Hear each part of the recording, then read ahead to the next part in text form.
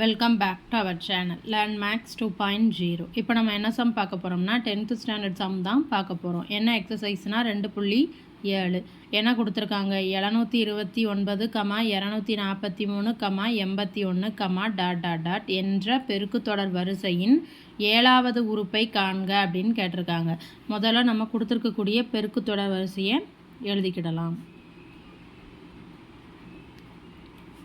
இதில் என்ன கேட்டிருக்காங்க 7வது உறுப்பை காண்க அப்படின்னு கேட்டிருக்காங்க. அதாவது T7 = என்ன அப்படின்னு கேட்டிருக்காங்க. ஒரு பெருக்குத்தொடர் வரிசையில் எந்த ஒரு உறுப்பையுமே கேல்குலேட் பண்ணுறதுக்கு என்ன ஃபார்முலா Tn = A × R⁻n−1. இதில் ஏங்கிறது முதல் உறுப்பு, ஆறுங்கிறது பொது விகிதம். இப்போ அந்த ரெண்டையும் நம்ம இப்போ கண்டுபிடிக்கலாம். ஏ வந்து என்ன முதல் உறுப்பு 729. இப்போ வந்து ஆர் கண்டுபிடிக்கணும். ஆருக்கு என்ன ஃபார்முலா இரண்டாம் உறுப்பு டிவைடட் பை முதல் உறுப்பா. இரண்டாம் உறுப்பு இங்கே என்ன இருக்குது 243. முதல் உறுப்பு ஏ வந்து என்ன 729. இதை அடிக்கலாமா? ஸோ அப்போ 1/3 நமக்கு கிடைக்கும். அப்போ R = 1/3. அப்போ நமக்கு ஃபார்முலாவில் ஏயும் தெரியும் ஆரும் தெரியும், n வந்து 7.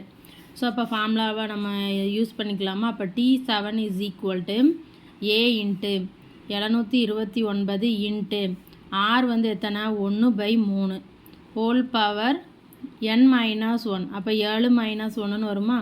ஸோ அப்போ 729 × 1/3 ஹோல் பவர் 6ன்னு கிடைக்குமா? அப்போ 729 × 1/3⁶ எழுதலாம். ஸோ அப்போ இது என்ன ஆகும் 729 × 3 6 டைம்ஸ் மல்டிப்ளை பண்ணணும்.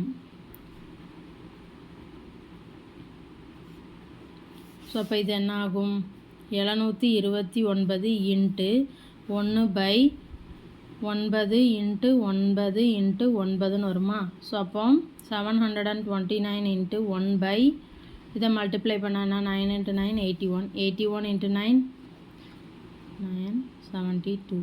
ஸோ அப்போ 729 கிடைக்கும். ஸோ இதை அடிக்கலாமா?